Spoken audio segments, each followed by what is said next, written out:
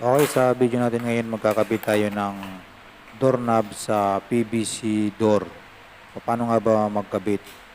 So, ang video na to ay para lamang po sa mga beginner o doon sa mga hindi pa nakakalam paano mag-install ng doorknob sa PVC na pintuan. Okay, buksan na muna natin yung laman nitong ah, doorknob para makita niyo yung mga parts na nandito dito.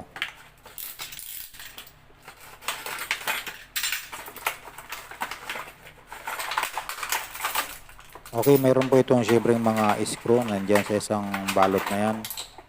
Tapos yung kinakabit sa hamba. Ayan, dalawa na yan. Syempre yung pinakalock niya.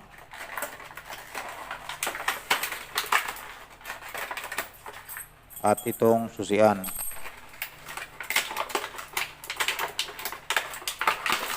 Siyempre itong pinaka main pinaka lock niya na talaga, pinaka doorknob niya na talaga. Meron man itong manual, kaso lang mahirap intindihin yung manual. Panoorin niyo na lang at mas madali pa yung ma-install to ng madali. So dito meron mga screw.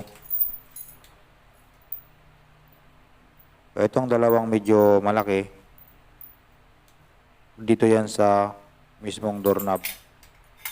Ayan, dito yan. Meron tornilyo yan dyan na dalawa. Mamaya, ikakabit natin, makikita nyo. Ito namang apat na magkakahawig ay dito naman po yan nakakabit. Sa kabilang, ito sa hamba. Ito naman ay doon sa pintuan.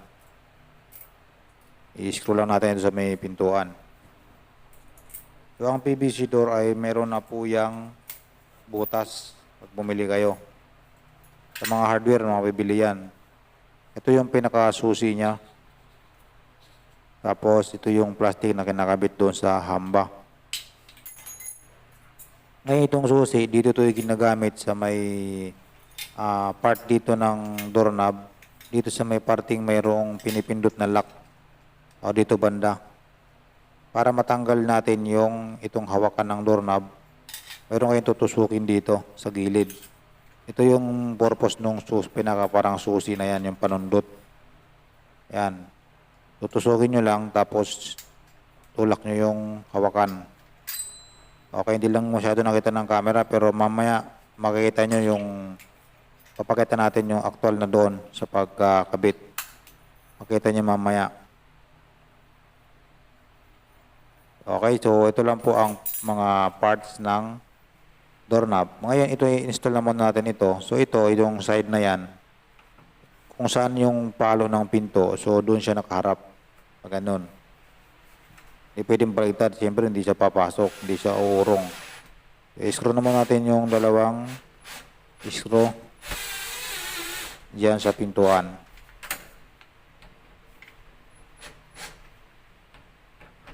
So, ang PVC door po ay nasa 1,500. Depende po sa bilihan. Pero sa mga hardware, ganun po ang presyuhan yan. Ngayon dito, meron kayong makikita na parang letter T. Ayan o, meron kayong makikita ng letter T dyan. Ayan. Isushoot nyo lang yan dito banda. Ayan. Itong dalawang gilid, yan yung parang pinaka-guide niya. So, pagpasok nito pa ganon, habang pinapasok nyo, dapat meron siyang dalawang guide. Dito sa pinakagitna siya, dapat pumasok yung parang letter T. Hindi kasi makikita ng camera, kaya natin i-explain na muna. So, papasok lang natin.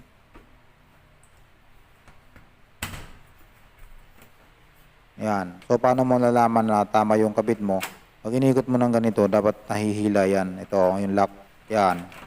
Ibig sabihin, na-shoot siya dun sa pinakagitna. Pag hindi mo kasi na-shoot yan, hindi yan sasama yung pinakalock niya. Yan. So, ganun lang po yan.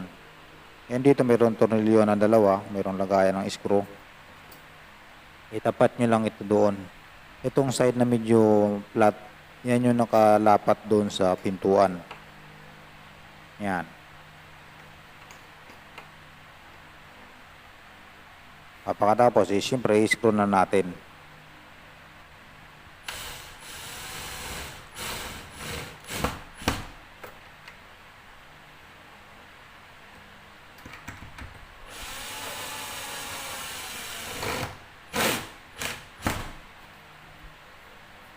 Ngayon ito, mayroon kayong makikita dito na parang, may parang bawas, parang may bungi siya. Nakatapat lang yan dito. Yan. Tulak nyo lang tapos diinan nyo. May marinig kayong parang mayroong click na sound. Okay na po yan.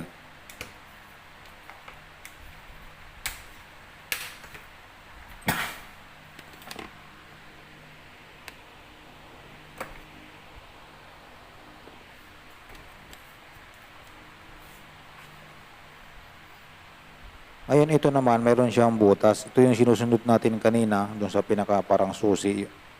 Itong butas na yan, itatapat nyo naman dito sa kabilang side. Ito yung sinusunod natin kanina para matanggal mo itong hawakan. Yan yung nakauslina yan, yan yung tutusukin nung parang pandot. Hindi nakita ng camera kanina. So ipasok nyo lang yan agad, tapat nyo lang dyan. Pag nakatapat na yan, pwede mo na itulak yan kung ikakabit mo lang. Kung magkakalas ka, ang gagawin mo lang, itusukin mo lang nito. Tapos hila. So since ito ay pagkabit, so didinan nyo lang. Kasi meron yung spring yun eh. Yun. So okay na po yan. Hindi na matatanggal yan. So okay na tayo dyan sa mismong doorknob. Doon naman tayo sa hamba. Ngayon, markahan na natin yung pinakagitna ng lock. Markahan natin sa may side ng hamba.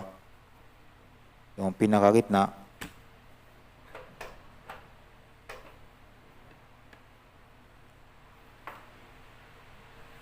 And then, pagkatapos, itong nilalagay sa hamba, mayroon siyang pinakakanal dito. Dapat, eksakto lang siya doon sa kanto ng hamba. Bali, ganun pag nakakabit na siya sa pinakakanto. Siyempre, igigitna natin ito para sintro yung ating lock. Markahan lang natin ng lapis para butasan na natin yung hamba na plastic. Ito ang isushoot natin. Kaya yung butas, lalakihan natin ng konti. Uguhin tayo ng panibago na kasya lang ito.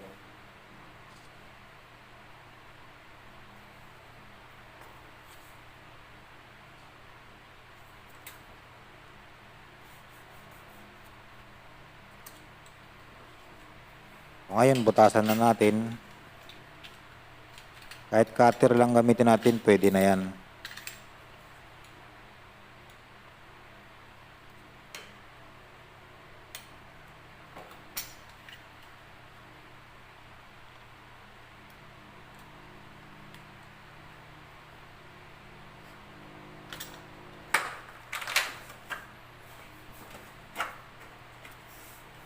Ngayon, ilagay na natin yung plastic.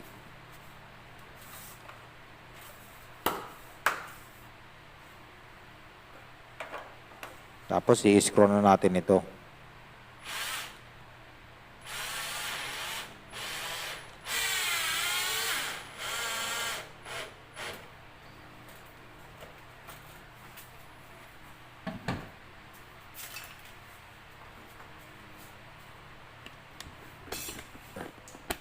Ayun, i-try na natin i-lock. Try na natin i-sarado.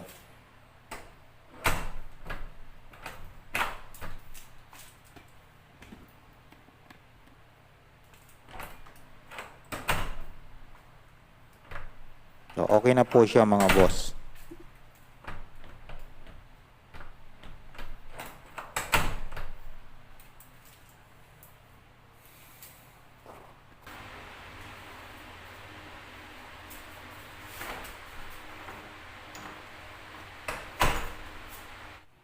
Ngayon, subukan naman natin i-lock sa loob. Pinutin lang natin yung lock.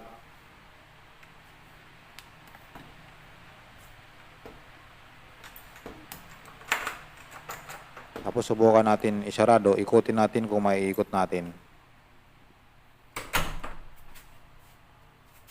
So, hindi po siya naiikot maliban ng ikotin mo sa susian.